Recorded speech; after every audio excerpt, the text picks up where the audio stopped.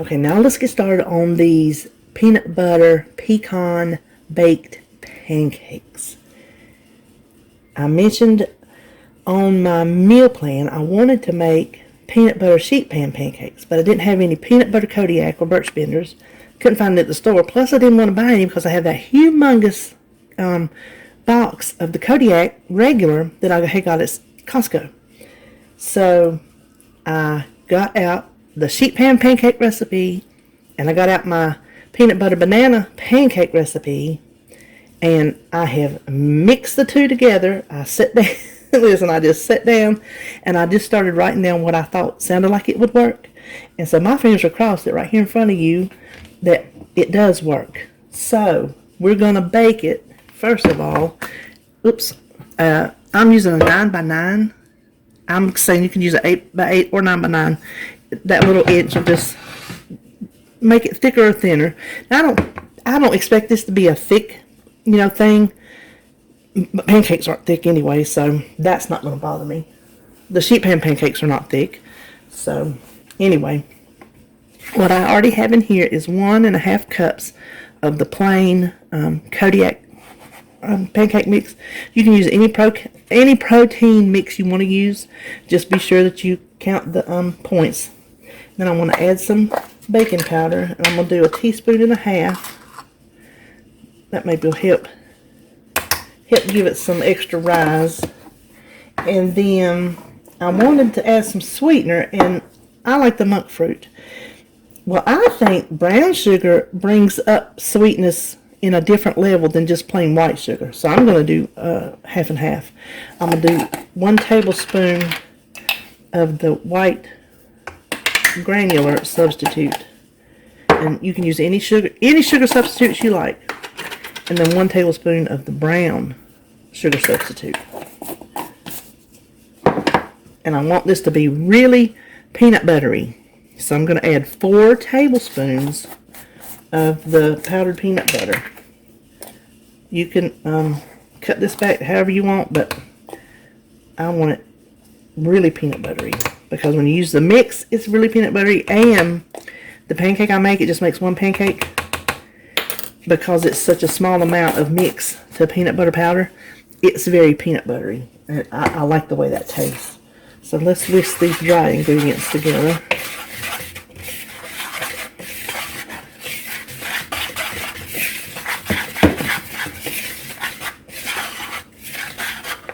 Now we just need to add our egg. I'm just going to add 1 egg. And then a teaspoon of vanilla.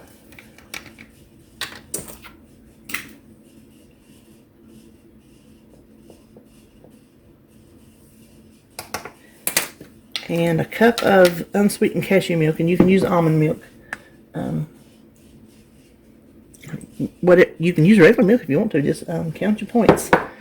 And so that's all there is to it. And I'm going to get this whisked up real good. Okay, I think that is a good consistency.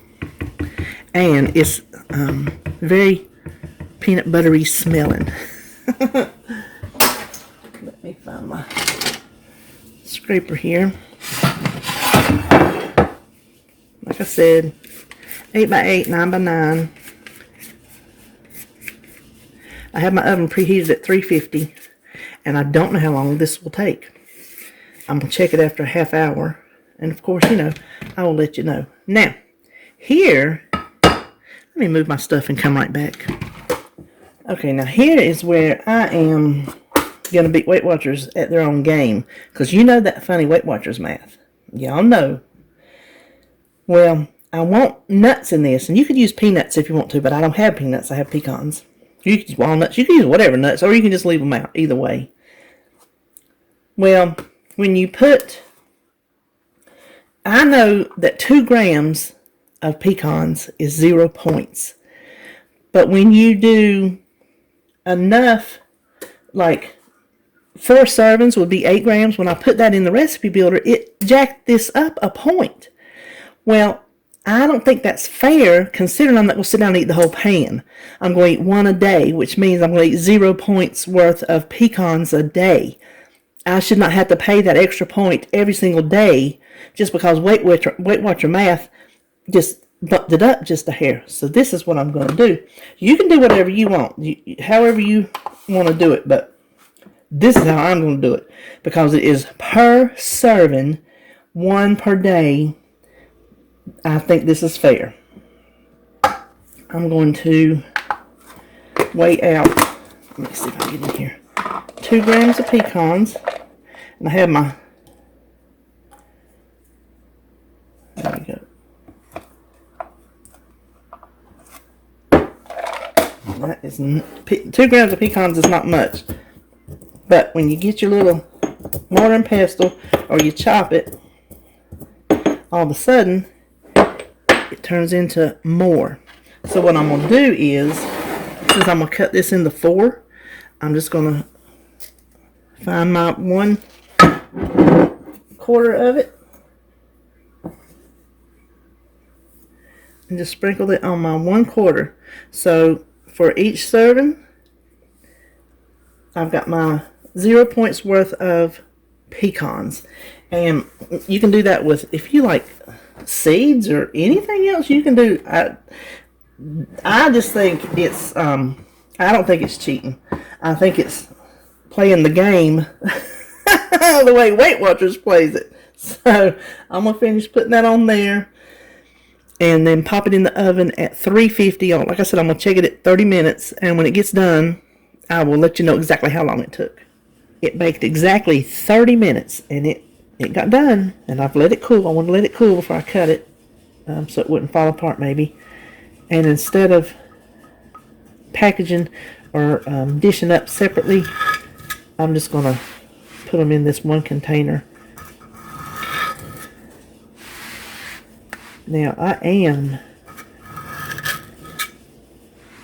going to, now, look, first of all, this came out a lot thicker than I thought it was going to. So I'm pretty pleased with that. Look how nice they're holding together. Oh, that's exciting. But what I'm going to do, I'm going to cut off this little, I'm going to taste it without syrup. I'll be serving it with syrup, but I want to taste it for you instead of waiting. But it's pretty, I hope it's moist. Okay, hold on. Well, it's, I think it could be more peanut buttery, but I'm not mad at it. It could be sweeter, but I'm not going to mess with that because I'm going to put syrup on it. So it doesn't need to be sweeter because then it'll just be way too much. So the texture I'm fine with. If I was going to eat it plain and like that, I might try to figure out how to moisten up the texture of it a little bit. But since it's going to be in syrup, like I said, I think it'll work fine. So I'm pretty pleased with how it turned out, to tell you the truth. There it is.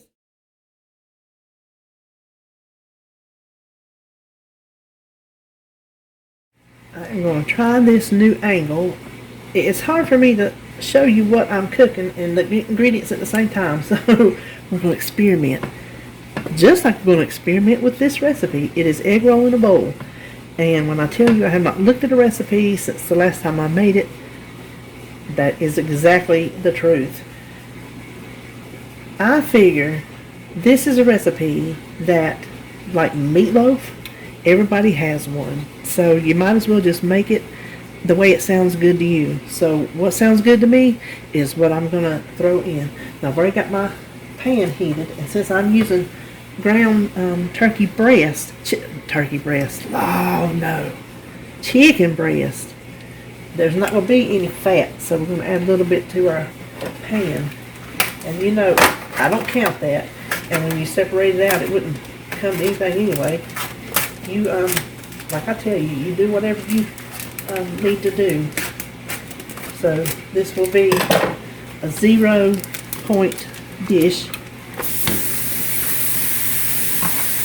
Now, let me hit it with my house seasoning, of course.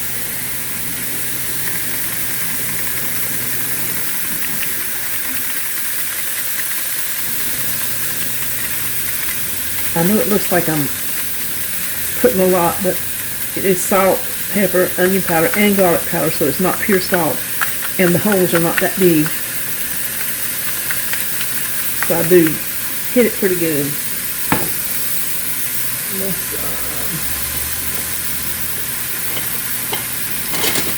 We'll use this. I can't find my wood.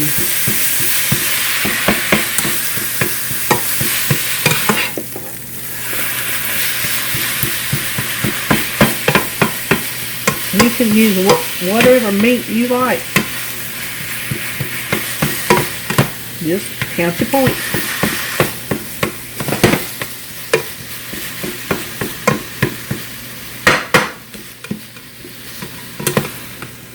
Now to this meat, while it's going to be browning, I'm going to season the meat first. And I want to use it. I had this in my cabinet forever. I always forget to use it. But then again, I never use turkey and chicken where I need to brown it. And I thought, well, it just gives it a little bit more appeal. So I don't even know if I have opened it, to tell you the truth. Doesn't really have much of a smell. Caramel color. Cabbage, celery, onions. It's a vegetable base, so we just want to do a little bit of this. Ooh, I might have got too much. It's the Kitchen Bouquet browning and seasoning sauce. And to me, it's not anything overpowering. But you'll see when we get it mixed in how it gives this chicken just a little bit more appealing color. And that's optional, but I had it in my cabinet and I thought, well, why not use it? Now for that, I'm going to add some squeezed ginger. You could use ginger powder, grape ginger, however you want to do it. I'm just going to squeeze some in. I'm not measuring. I'm also going to put in some minced garlic, and I'm not going to measure that.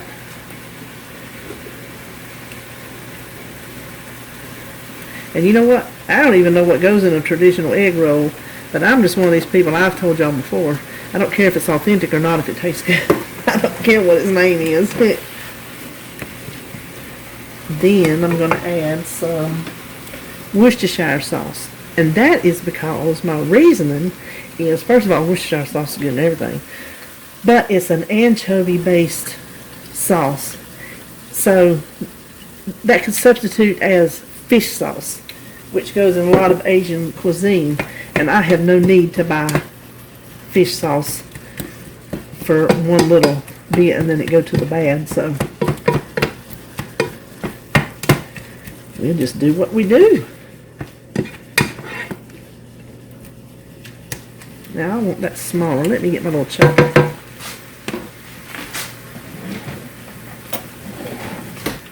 Now this is pretty much done. You can tell the color of the meat. So I'm going to add my slaw mix. Now if you saw my grocery haul, you saw that this tri-colored slaw mix did not have the colors in it. So normally it just takes one bag of slaw to a pound of meat, but I wanted a little bit of something other than cabbage. You see that? There's nothing. Look, there's a purple. There's a carrot. That's pretty bad, ain't it?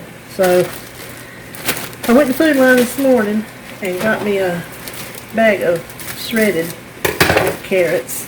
I don't want the whole thing in there, but to be honest with you, if I don't put it in there, the rest of it will just sit down in my produce basket and rot, because there's nothing else I can think to put it in.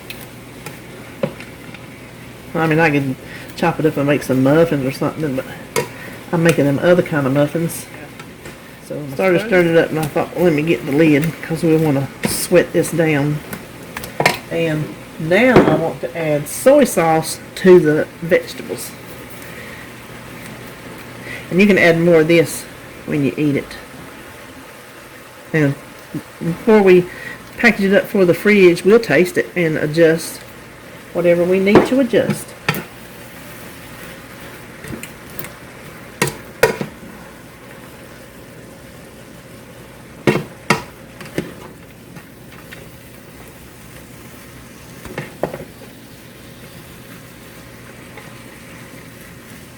I gotta tell you, it smells pretty doggone good in here. Let's just cover this, turn the heat down, and just let it hang out a little while.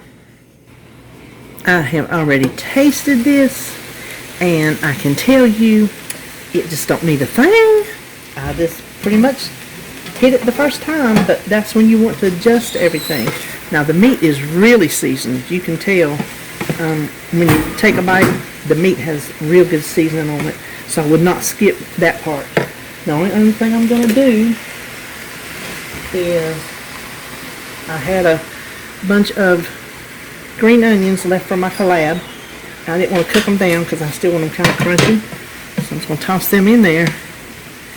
And this is ready. The carrots are just a little crisp tender, not mushy. Actually, tastes better in there than I thought. I thought I was going to kind of be not liking all the carrots, but I believe I would do it this way on purpose, even if the tricolor slaw was actually tricolor. So let me get a dish to put this in. I am not going to divide it into bowls. I will just eat what I want at lunchtime, and it won't take up near as much room in my fridge. Now you can see with that added thing of carrots, it bulked it up really big, so that's going to be a good serving, and it's good for you too. It's such a healthy dish.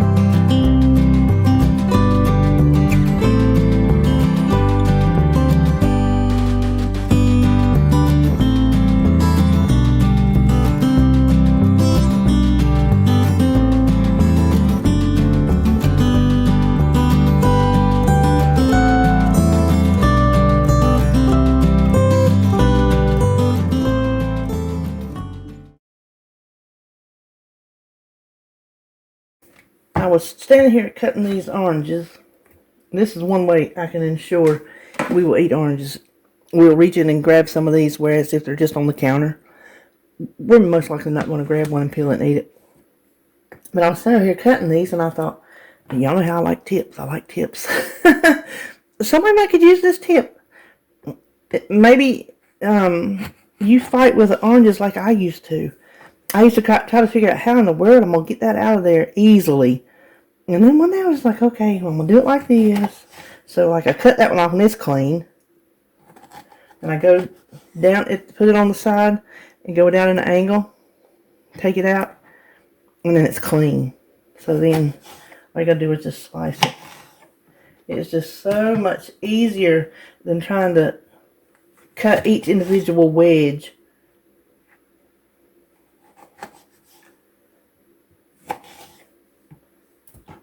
So that's all I wanted to share with you about oranges.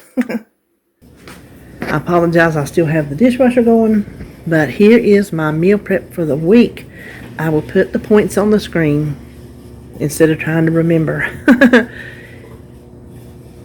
This is my chocolate peanut butter cheesecake from Pound Dropper. I have it layered in paper towels. You saw that. Egg roll in a bowl. Nice big serving. I do know this is 0 points. Unless you want to throw any at it for that, about a tablespoon of oil, that's up to you. But this is an awful big bowl to count a tablespoon of oil. So that's up to you.